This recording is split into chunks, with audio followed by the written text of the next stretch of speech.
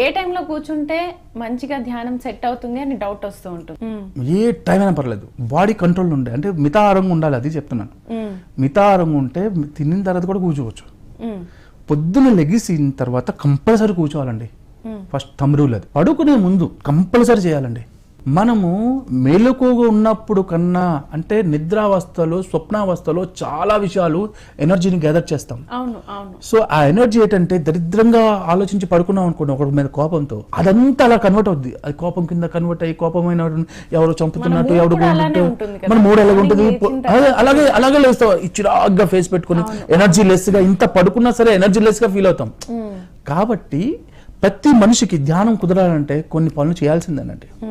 అదేంటంటే పడుకునే ముందు కంపల్సరీ మంచి పుస్తకం చదవాలి. చదివిన తర్వాత ఒక 10 గంట 20 నిమిషాలు ధ్యానం చేస్తూ నిద్రలోకి జారిపోవాలి. లెగుస్తూ అదే బెడ్ మీద మళ్ళీ కూర్చోవాలి, మళ్ళీ రెగ్యులర్ వర్క్ లోకి వెళ్ళాలి.